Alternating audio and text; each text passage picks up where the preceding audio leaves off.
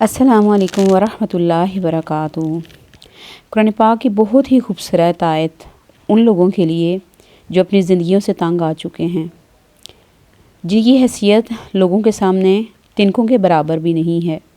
ऐसे लोगों को अल्लाह ताला अपनी मोहब्बत के साए में ढांप रहा है और उनको ये तसल्ली दे रहा है और अल्लाह ताला उनसे मुखातिब है। क्या? सूरह अज़्ज़ुमर आयत नंबर 53, कुल या इबादियल्लज़ीना अस्रफ़ू अला अनफुसिहिम ला तक़नतू मिन रहमतिल्लाह इन्नल्लाह यग़फ़िरुज़्ज़ुनूब जमीआ इन्नहु हुवल गफ़ूरुर रहीम। ए नबी सल्लल्लाहु अलैहि वसल्लम, कह दो मेरे बंदों को जिन्होंने अपनी जानों पे ज़्यादती की है, अल्लाह की रहमत से मायूस ना हो जाओ। यकीनन अल्लाह सारे गुनाह माफ़ कर देता है, वो तो गफ़ूरुर रहीम है। और ये कुरान पाक की वाहिद आयत है कि जिसमें अल्लाह ताला ने तमाम गुनाहों का ज़िक्र किया है, यानी कोई भी गुनाह इंसान ने अगर किया है तो वो अल्लाह की रहमत से मायूस ना हो। इस आयत को समझने से पहले इंसान की नेचर को समझ लेना चाहिए कि इंसान चीज़ क्या है। अल्लाह ताला ने 3 मखलूक़ात पैदा की हैं।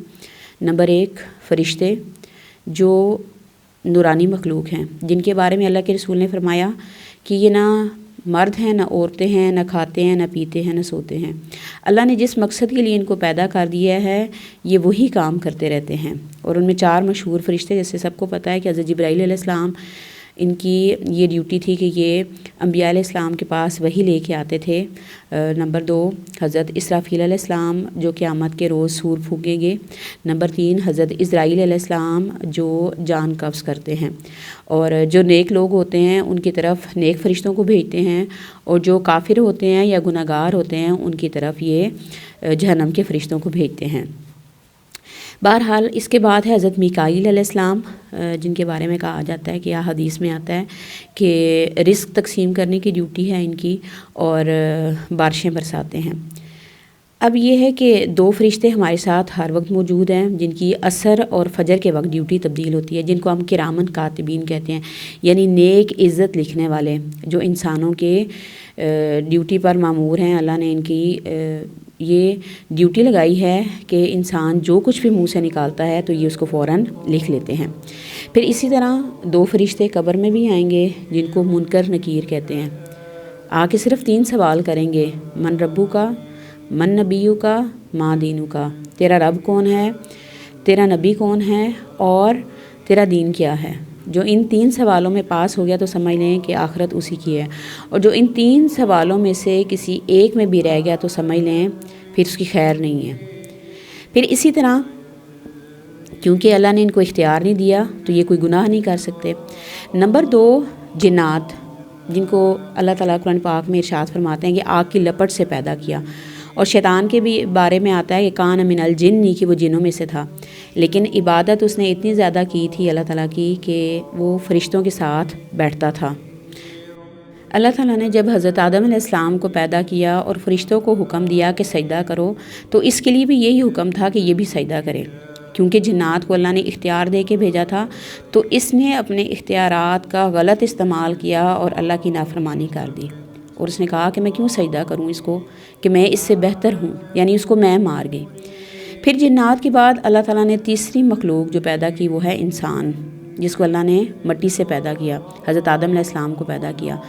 इंसान को भी अल्लाह ताला ने इख्तियार दे के दुनिया में भेजा, और हज़रत आदम अलैहिस्सलाम को जब पैदा किया तो पहले ही बता दिया कि इन्नी जाइलुन फिल अर्द खलीफ़ा, कि मैं ज़मीन में खलीफ़ा बनाने वाला हूँ। यानी जन्नत में वो जो उनकी आजमाइश हुई थी वो आर्जी तौर पे थी, और अल्लाह ताला ने उनसे ये कहा था कि आपने फ़लाँ दरख्त का फल नहीं खाना। हज़रत आदम अलैहिस्सलाम का किस्सा कुरान पाक में 7 जगह पे आता है और हर जगह मुख्तलिफ़ तरीके से आता है।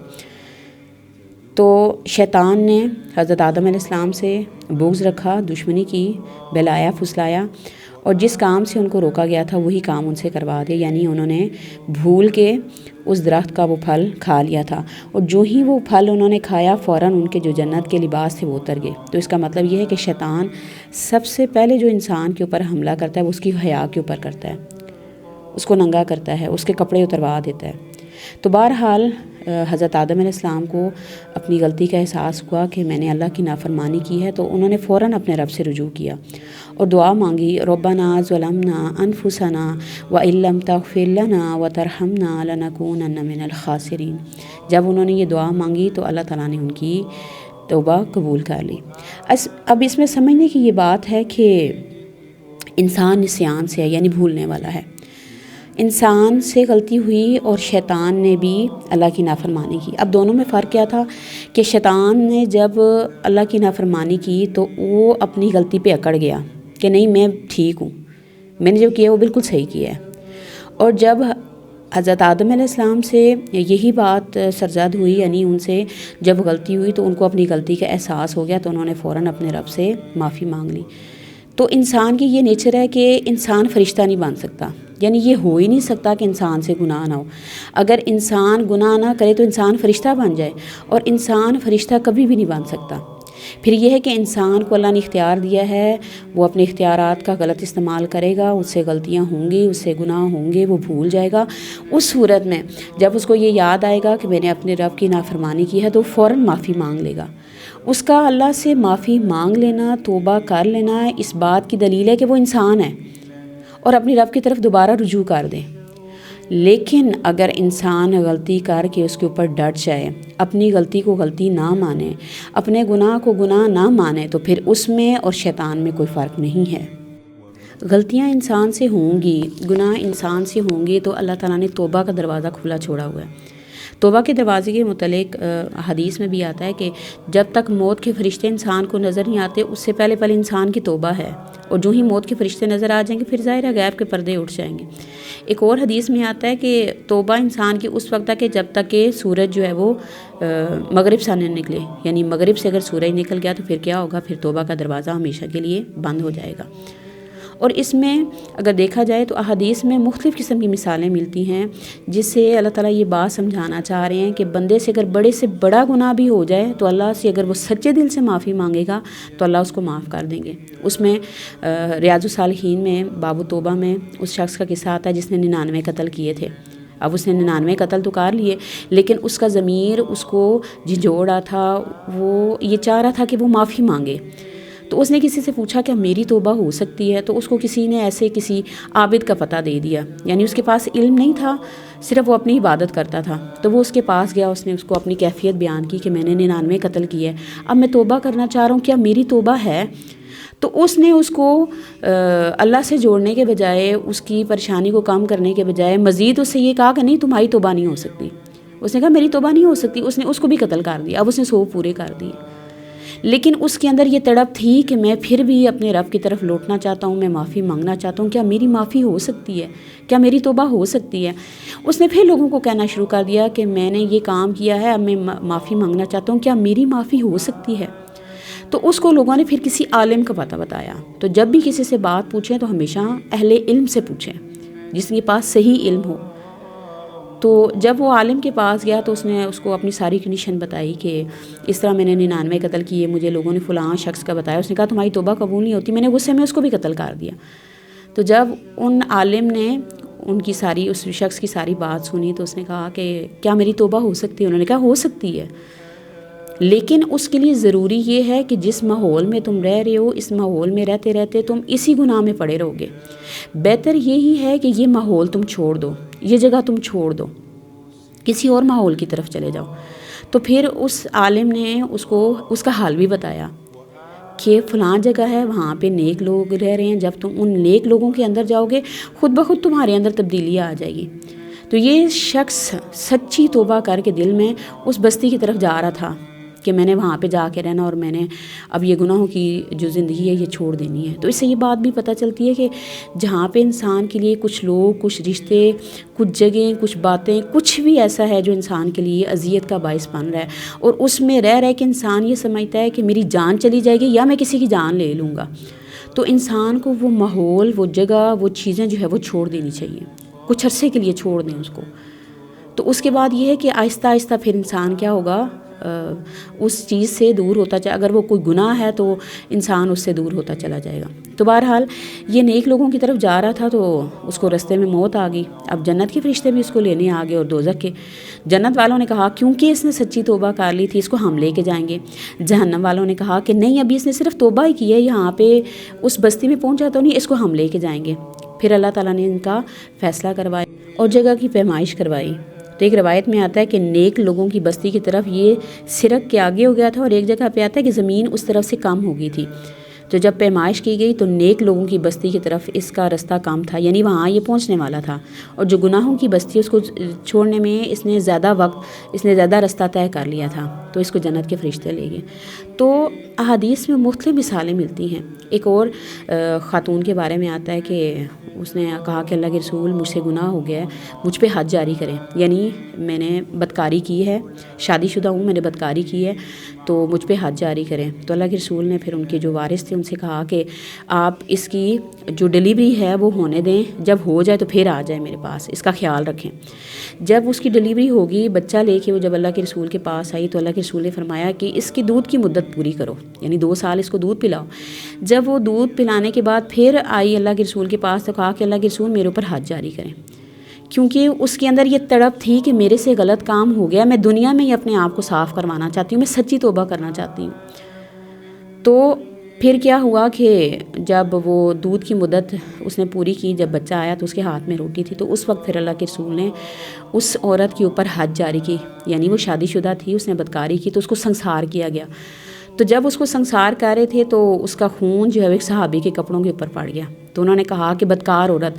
تو اللہ کے رسول نے فرمایا کہ اس عورت نے ایسی توبہ کی ہے کہ اس کی توبہ کو اگر مدینہ کے 70 گھروں کے اوپر تقسیم کر دیا جائے تو اس عورت کی وجہ سے وہ 70 گھر بخش دیے جائیں۔ یعنی اتنی زبردست اس عورت نے توبہ کی کہ تقریباً اگر دیکھا جائے تو اس کو 2 سال جو ہے وہ 3 سال اس کو لگ گئے، لیکن اس کے اندر یہی تھا کہ میرے سے غلطی ہوئی ہے، مجھے اس کی سزا ملنی چاہیے۔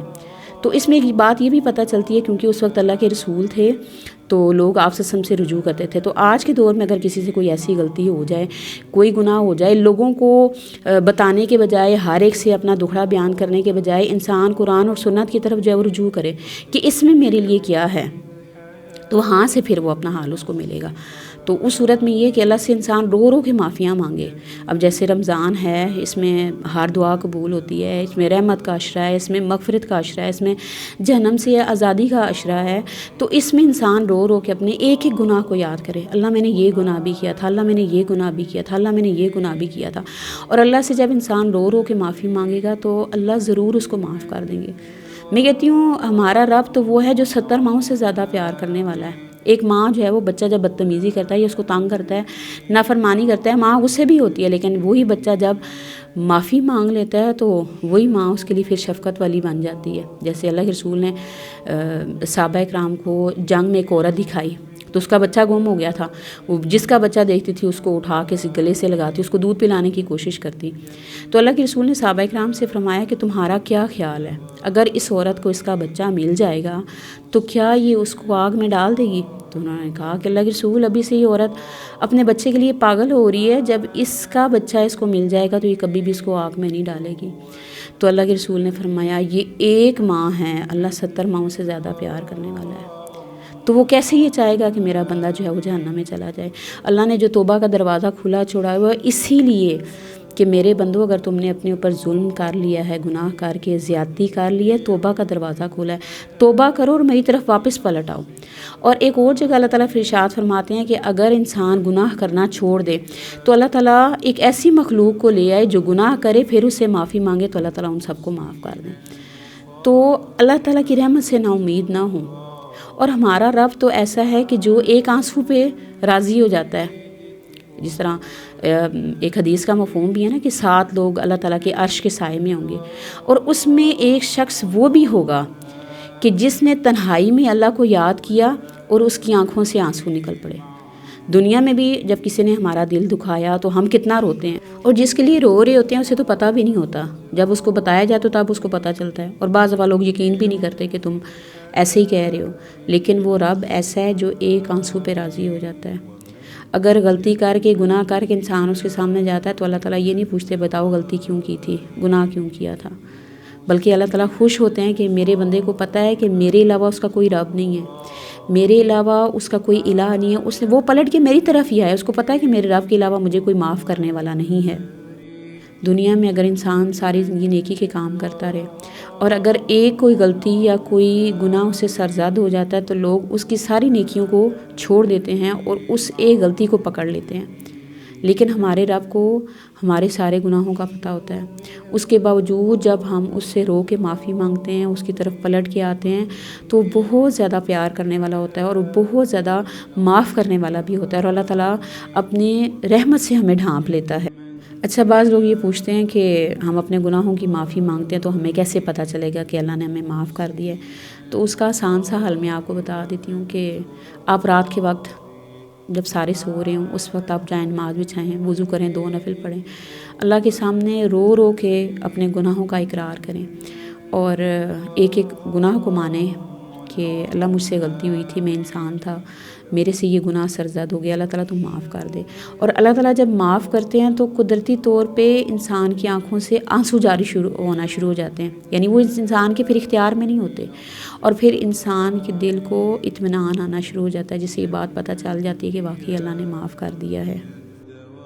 تو اللہ کی رحمت سے مایوس نہ ہو، کوئی گناہ آپ نے کیا ہے، کچھ بھی آپ نے کیا ہے، آپ اپنے رب کے سامنے بیان کریں، لیکن توبہ کے لیے ضروری یہ ہے کہ انسان وہ کام چھوڑ دے، اپنا عمل تبدیل کر لے اور اپنے آپ کو اللہ تعالیٰ سے یہ وعدہ کرے کہ میں نے آئندہ یہ کام نہیں کرنا، اور اگر انسان ہونے کے ناطے انسان سے پھر وہی غلطی ہو جاتی ہے، پھر اپنے رب سے معافی مانگ کے وہ اس کی طرف واپس پلٹ آئے تو انشاءاللہ اللہ تعالیٰ کو ضرور رحمان الرحیم پائے گا انشاءاللہ۔ تو اللہ تعالیٰ سے دعا ہے کہ اللہ تعالیٰ ہمیں اپنے گناہوں کو گناہ سمجھنے کی توفیق عطا فرمائے، اللہ تعالیٰ ہمیں حرام دیکھنے سے، حرام بولنے سے، حرام سننے سے، حرام کھانے سے اور حرام ریلیشن سے بچا لے، آمین یا رب العالمین۔ السلام علیکم ورحمۃ اللہ وبرکاتہ۔